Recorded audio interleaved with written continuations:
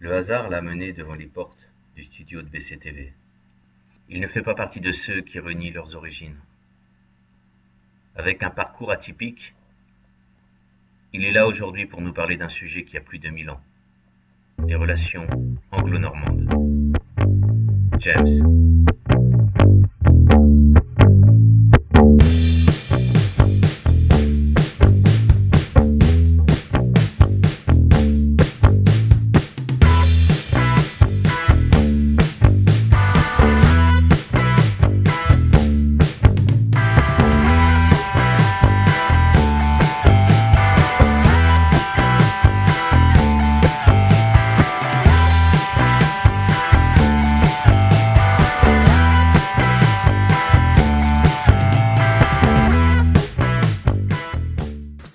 Bon James, bonjour. Bonjour. Eh bien écoute, on va aborder un sujet complètement différent par rapport à tous ceux qu'on avait abordés jusqu'à présent. C'est vrai. Didier, nous allons parler des Anglais. C'est bien. Des Anglais en Normandie. Et je me suis amusé parce que je t'ai préparé une petite bande son et je me suis éclaté en fait. Oula. Allez, c'est parti. Le normand, qu'est-ce que c'est? Eh bien, c'est une langue d'oïl, du nord de la France, au même titre que le picard ou le gallo. La langue normande fait son apparition de l'autre côté de la Manche durant la deuxième moitié du XIe siècle, dans la foulée de la conquête de l'Angleterre par les troupes du duc Guillaume de Normandie en 1066. On peut parler ici d'une véritable colonisation, les Normands ayant importé en Angleterre leur propre cadre politique et religieux, leur architecture, leurs lois et leurs coutumes, qui constituent encore la base du droit anglais, et leur langue. Cette influence normande a laissé de très nombreuses traces dans la langue anglaise. Tenez, le mot pocket, par exemple, vient en réalité du normand pocket, qui signifie poche ou petit sac. Le mug vient très certainement de la moque. Garden, c'est le gardin. Le mot cat est la réplique conforme du K normand. Le verbe to lick, qui ressemble étrangement au normand léquer. Me too est très proche de me too. Voilà, je vais m'arrêter là. Des exemples comme ceci, il y en a des tas. Nous sommes liés à jamais. C'est un truc de dingue. Alors, Didier connaît bien le sujet aussi. Moi aussi, je t'ai vu déjà discuter avec nos amis anglais parce qu'on habitait un village à côté à Rouvroux, à Minélibert, Oui, tout à fait. à côté des Rejoîtres. Et c'est vrai qu'on a beaucoup d'amis anglais. Ah oui. Et c'est un sujet qui est très intéressant. Et voilà, on aimerait connaître un peu parce que comment est vu, parce qu'on va regarder les deux côtés. Du côté britannique, Oui. les Anglais qui arrivent en France, quelle est la première démarche? Pourquoi je vais attaquer, je vais pointer directement. Est-ce que c'est pour avoir un droit à la propriété que les Anglais arrivent en Normandie, par exemple? Alors je pense que, il fut un temps c'était le cas. Dans les années 90, très certainement. Je pense que vous savez tous qu'en Angleterre, on ne peut pas avoir une maison pendant plus de 99 ans sans payer une redevance à la reine. Ça commence à changer. On peut maintenant posséder nos propres biens pendant plus de 99 ans. Donc c'est la différence entre un freehold et un smallhold, qui serait justement ces 99 années. On peut racheter aussi les 99 années en héritage. Donc, par exemple, si mon grand-père décède et j'hérite d'une maison, si la maison elle a 85 ans dans la famille, je vais être obligé de payer une redevance arrivée à 99 ans. L'héritage prendra soin de ça, mais ça va être prélevé à la source. Chose qui change maintenant. Donc oui, on peut dire que dans les années 90, énormément d'Anglais sont venus en France. Le pouvoir d'achat. On pouvait acheter 2 maisons en France pour le prix d'une maison en Angleterre. On avait une certaine liberté aussi, de pouvoir prendre le bateau, traverser en 6 heures, et on arrive directement en Normandie. Je ne sais pas si vous avez vu les routes en Angleterre, on ne peut pas rouler non plus. Aller faire une cabane dans les jardins en tant que petit, pouvoir aller se balader, faire du vélo librement sans avoir peur d'être enlevé, par exemple. Ça aussi, c'était très intéressant. On avait l'éducation qui nous intéressait, le système médical aussi qui nous intéressait. Énormément de choses qui faisaient que beaucoup d'Anglais se sont dit tiens, on va partir. Donc dans les années 90, on a connu énormément d'Anglais qui sont venus en Normandie. Par contre, dans la crise immobilière 91, tout le monde est parti. vendu leur maison, repartis en Angleterre. Donc on a vraiment eu ces deux flots, on va dire, dans les années 90 et après en 2010. C'est marrant parce que l'anglais a un amour de son pays qui est quand même assez impressionnant. Il y a un côté historique. Enfin, le peuple anglais, d'ailleurs, on le voit dans son humour. Et c'est marrant d'avoir autant d'amour et d'avoir un côté tellement patriote et d'être capable de le quitter. On ne quitte jamais vraiment. Ah. Vous remarquerez que le sens d'humour, l'anglais, va toujours veiller sur l'autodérision. Donc on va critiquer la France quand il s'agit d'un match de rugby, on va critiquer la France quand il s'agit d'un match de foot ou bien de politique. Mais on est liés, quoi. Je crois savoir, ne serait-ce que dans notre capitale, on a plus de 450 000 ressortissants français. Donc notre maire anglais, le troisième maire, enfin le maire avec le troisième plus grande ville. Oui, à Londres, notamment de Français. Les Anglais en France. Beaucoup qui repartent. Alors est-ce que c'est à cause du Brexit, vous allez me dire? Je ne crois Oui, pas. on allait te poser la question. Non, je ne crois pas. C'est Les Anglais c'est commençaient à repartir de la France bien avant. Dès le moment que le Front National a commencé à montrer la possibilité d'arriver au gouvernement, énormément d'Anglais ont pris peur. Oui, mais c'est surprenant parce que en fait, en France, c'est pas, enfin, c'est un le Front National est un instrument politique, mais le français n'est pas comme ça de par son histoire de toute façon. Donc c'est juste la raison. C'est la seule raison qui fasse que les Anglais. Principalement, je parlais avec des gens de droite, je parlais avec des gens de gauche, je parlais avec plusieurs familles anglaises. Notre quotidien, c'est de discuter de notre qualité de vie en France. Alors, ça fait 25 ans que je suis en France maintenant. Propriétaire, mes parents aussi. Une bonne partie de mon éducation a été faite en France. Mais les discussions autour de la table avec des familles anglaises tournent toujours même autour de la même chose. Où va la France? Sommes-nous en sécurité ici? Et cette question-là a commencé notamment avec la prise de contrôle, entre parenthèses, du Front National. Parce que pour notre manque de compréhension de cette partie politique, il y avait une inquiétude sur quelle va être notre situation en France. Va-t-on avoir besoin d'une carte de séjour?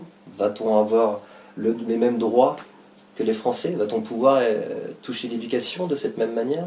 Est-ce qu'on va pouvoir être employé en France? Ben, voyez-vous, on n'a même pas eu besoin de l'extrême droite pour ça, on a eu le Brexit. Vous l'avez fait vous-même? On l'a fait nous-mêmes. C'est fabuleux ça. C'est exactement ça. Vous avez concrétisé vos craintes vous-même. Alors, là est la question, parce que plus de 17 millions de personnes habitent en Europe. Des Anglais notamment. La problématique, elle est que quand il s'agissait de passer le vote, alors les mairies avaient mis à disposition certaines mairies en Normandie, en Bretagne notamment, pour que les Anglais puissent voter pour le Brexit ou contre le Brexit. La problématique, c'est que dans une multitude de pays européens, y compris la France, on n'a pas eu accès à ces votes. On n'a pas pu voter. Donc, il y a tout un pourcentage, d'ailleurs les plus concernés, en Outre-mer qui n'ont pas pu voter. Attends, excuse-moi, les mairies en France n'ont pas donné la possibilité aux Anglais de voter. Ah si, ils ont essayé, mais ils ont subi une certaine pression. Donc, on va dire, sur les 2 ou 3 jours en arrivant au moment du vote, énormément de mairies ont commencé à décider que oui, non, en fait, on ne voit pas pourquoi on donnerait la possibilité de vote à des Anglais qui retournent en Angleterre faire le vote là-bas. Je ne vais pas aller chercher les raisons, mais c'est vrai que c'est surprenant parce que... Donc on parle notamment d'un vote qui a été effectué, soit, mais il en manque les plus concernés. Ben si, moi je trouve que les raisons sont justement intéressantes à entendre. Oui, mais... Fussent-elles des avis, mais c'est quand même non, étonnant. Il y a eu une volte-face. Complètement. C'est ce que Quand on tu dis. considère que les 3/4 des anciens ministres d'Intérieur et des ministres anglais, des premiers ministres anglais d'ailleurs, ont tous une résidence en France, David Cameron, Tony Blair, la liste est longue. Et habitent notamment, ils ont des enfants et des petits-enfants qui vont à l'école en France, qui travaillent, qui exercent un métier en France. Donc, La suite va être intéressante. La suite va être intéressante parce qu'on parle beaucoup de problèmes économiques entre la France et l'Angleterre, le problème des borders, passer la douane par exemple, ou que ce soit les vétérinaires avec les chevaux, que ce soit d'un point de vue de la pêche, que ce soit d'un point de vue des produits anglais. C'est un gros problème, la pêche d'ailleurs. Énormément. Par exemple, le pouvoir des Français de pouvoir exercer la pêche plus tôt dans l'année dans les mers anglaises, ça va être fini. On parle de 5000 emplois qui vont disparaître. On dit pas du jour au lendemain, mais qui vont s'écouler et s'estomper au fur et à mesure. On parle d'emplois qui sont occupés, je crois, plus de 5000 personnes qui sont dans des métiers du gouvernement en France, qui travaillent pour le gouvernement, qui travaillent pour... qu'ils sont des... comment on appelle ça, dès lors qu'on est professeur, ou on est fonctionnaire, qui sont fonctionnaires du coup, qui vont plus avoir droit à ces droits, qui vont peut-être pas pouvoir exercer leur métier de cette même manière. Donc, il y aura des décrets, je pense, de fait, en France, pour assurer la sécurité des Anglais qui vont continuer à résider ici, qui veulent résider ici, qui se sont partie intégrée de la France. Il ne faut pas croire qu'énormément d'Anglais sont venus ici en achetant des résidences secondaires, du tout. On est venu en France parce qu'il y avait une qualité de vie perçue, tout du moins, qui était beaucoup plus agréable que l'Angleterre. On parle de surpopulation, on parle de stress fiscal, on parle d'être les uns sur les autres, on a 2 fois plus de population pour un tiers de la superficie, et les aides notamment. Donc on a énormément d'Anglais qui vont être confrontés à la possibilité d'être obligés de repartir. On parle de carte de séjour qui aurait dû être en effectif depuis le 29 mars. Je suis illégal sur le territoire depuis le 29 mars, vous le saviez ça? Non, mais je suis ravi de l'entendre. J'ai un En coup fait, de il faut que tu téléphone à réclames maintenant une carte de séjour. Il faut que je réclame une carte de séjour. Alors, il y a 2 choses. Il y a une carte de séjour et le droit de résider. Donc, tout le monde qui va être en France depuis plus de 5 ans, avec une résidence qui va être considérée comme primaire et non pas secondaire, donc à savoir quelles vont être les distinctions plus tard. Les résidences primaires, il y aura, je pense, on va revisiter les taxes d'habitation, on va revisiter l'imposition, ce qui est normal. Là où ça va devenir un petit peu plus problématique, ça va être pour tous les médecins qui viennent exercer en France, par exemple. Est-ce qu'ils vont encore avoir le droit d'exercer? Est-ce qu'ils vont être couverts par la même sécurité ou est-ce qu'on va être obligé, une fois de plus, de refaire un décret qui va permettre à des médecins d'exercer alors qu'ils ne sont pas communauté européenne? Est-ce qu'il y a beaucoup de médecins anglais qui viennent travailler? Il y en a un pourcentage. Le plus gros pourcentage des emplois en Angleterre, c'est la médecine et l'éducation. D'accord. Mais il y a aussi plus de 5000 personnes qui touchent le RSA. Donc on parle d'un effectif de 15 000 personnes, il y en a un tiers qui touche le RSA. Qu'est-ce qui va se passer? Qu'est-ce qui va se passer pour la suite? Sont-ils légitimes à continuer à le toucher? Sont-ils légitimes déjà à la base? Aujourd'hui, oui, apparemment. Qui dit RSA, qui dit imposable. Donc en théorie, il y a une redistribution de ces mêmes valeurs. Et puis on parle tout à l'heure, je lisais un article sur cette fâcheuse tendance que les banques centrales françaises ont d'agir. On va dire que c'est systématique. En cas de course à la montre, pour avoir une sécurité et un statut politique solide, on va aller négocier un petit peu avec les banques centrales. Comment ça va être disposé une fois que l'Angleterre et la France n'ont plus cet échange? Est-ce que le commerce va être bénéfique? Je pense. Mais ce ne sera pas tout de suite. Parce que le Brexit, on dit que c'est une catastrophe pour l'Angleterre, mais d'un autre côté, il y a des économistes qui disent que l'Angleterre... ça peut être fabuleux comme ça. Voilà, tout à fait. Alors, j'aurais tendance à dire que moi je suis plus du genre fabuleux. Oui. Pour moi, le verre est toujours à moitié plein. Et on est des battants en Angleterre. Quand il s'agit de se remonter les manches, et puis on est très solidaires, et malgré que c'est des choses qui changent, mais je pense qu'on va s'en sortir. On a vu ce qui s'est passé, on a été confronté à ça quand on a décidé de ne pas se mettre à l'euro. On a subi une pression et des agressions financières, économiques, politico-sociales sur notre pays parce qu'on ne voulait pas se mettre en ligne. Je peux vous assurer 2 choses. La première, c'est qu'on vit en France, on vit dans un pays totalitarien. Un police state, un état policier. Les médias en France sont contrôlés.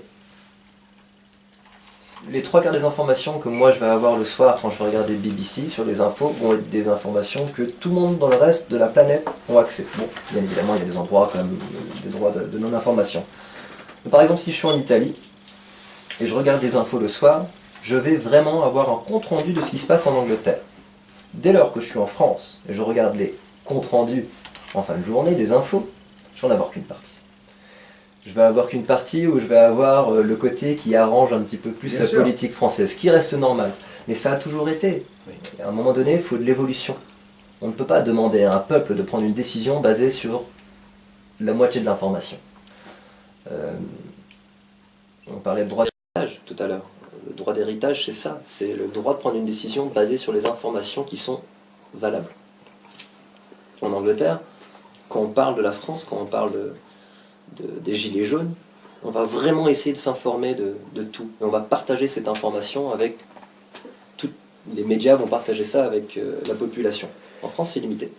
C'est limité et contrôlé, ce qui fait que l'avis du Français, qui va regarder les infos du soir sur BFM ou C-Star, ou je ne sais, va avoir une interprétation française de ce qui se passe.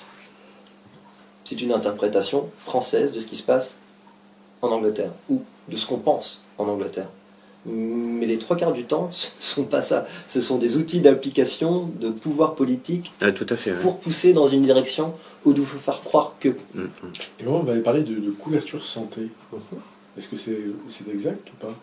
De la couverture santé... En fait, que beaucoup d'Anglais repartaient parce qu'avec le Brexit, en fait, ils avaient peur de ne pas avoir la même couverture santé en France. Elle risque d'être non existante. D'accord.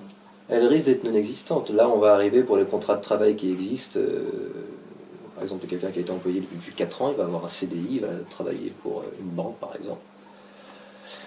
Tout ça, ça va être remis en vue. Est-ce qu'il a besoin d'une carte de séjour pour travailler? Est-ce que sa maison va encore lui appartenir à 100%? Est-ce qu'il va avoir les mêmes droits? Est-ce que sa couverture sociale va être prise en compte par son entreprise? Est-ce qu'il a encore droit aux mutuelles françaises? Personne n'a parlé de tout ça encore. Par contre, en France, ils ont déjà mis en place des moyens préventifs pour éviter justement ce problème. Mais trop peu, pas assez vite. L'Angleterre, vous n'êtes pas en plus. On est vraiment dans une situation critique et on a beaucoup besoin de votre aide maintenant. Et on ne pourra pas y arriver sans vous. C'est clair, net et précis. C'est beau ça, j'aime bien. Oui, enfin, c'est un peu paradoxal parce que j'ai le sentiment qu'il y a deux langages. Quand tu dis les Anglais en France, vous avez besoin de... Oui, c'est ça, oui. Oui, Parce que tu dis en fait l'Angleterre se porte bien mieux que ce qu'on veut bien nous laisser croire. Alors, je parlais d'un point de vue fiscal, mais notamment, je parlais aussi d'un point de vue de société. D'accord? On a peut-être dit que l'Europe allait être bénéfique pour l'Angleterre. Bon, peut-être qu'on nous sommes un exemple, mais c'est pas le cas. Alors, la France, on ne sait pas, on verra bien avec le futur. On s'engage sur un autre débat parce que le sujet était vous, Anglais, chez nous, Oui. si on s'engage sur le débat de l'Europe ou des Gilets jaunes, je suis rien contre, mais c'est tout à fait un autre débat. On est assez envieux du mouvement des Gilets jaunes. Mais je pense que la réponse à la question que tu as posée à plusieurs reprises d'ailleurs, est-ce que les Français ont pris conscience qu'il se passait quelque chose de pas bien actuellement, quelle qu'en soit la cause, l'Europe ou autre? Il me semble que les Gilets jaunes sont une réponse. Ouais. Cette prise de conscience, mais parce Elle est que pas partout, c'est pour, vrai.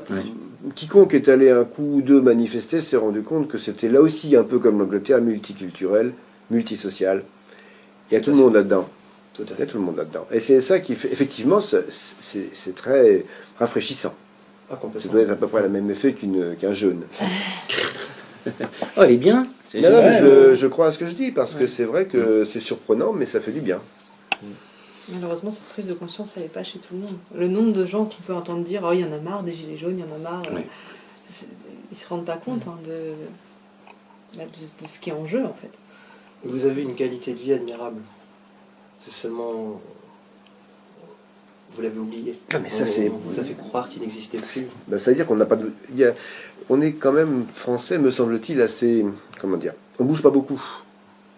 Donc on n'a pas beaucoup d'éléments de comparaison. Et pour qui n'a jamais connu la difficulté, il n'y a pas de paradis. Hein. C'est vrai. Donc aujourd'hui, la situation de la France, elle est vécue par les Français comme se dégradant, ce qui n'est pas faux. Même si on est plus riche que les 2 tiers de la planète, mais et que la qualité de vie reste excellente, le problème c'est la tendance. Oui. Et là-dessus, on est tous d'accord sur que la tendance, elle n'est pas positive. collectivement, s'entend. Oui, et puis je pense que ce qui a animé le fameux mouvement, c'est ce sentiment d'injustice où, à un moment donné, on vit dans un pays qui est tellement riche qu'on en fait n'importe quoi de notre pognon. C'est bien ça la problématique aujourd'hui. C'est un problème de répartition. C'est Juste ça. C'est pas un problème d'argent. C'est juste ça, tout à fait, parce que les problèmes...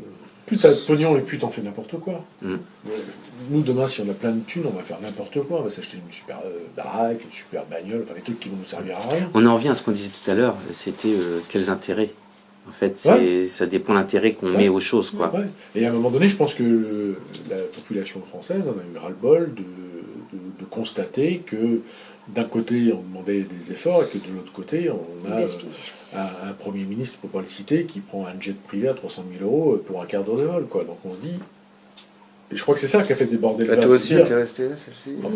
Si tu veux, le nombre de trucs qui me restent coincés là, moi, il faut que je personnellement, prenne des plantes pour que ça... Moi, personnellement, qu'est-ce que 300 000 €? Mais... Passe-moi la guitare, là. Laquelle, la lourde? Bah, écoute, James, merci beaucoup. De rien, je passe la main. Il n'y a même pas d'accent. Et en anglais, merci. Well, I couldn't say I would pass my hand. I'll give it to you.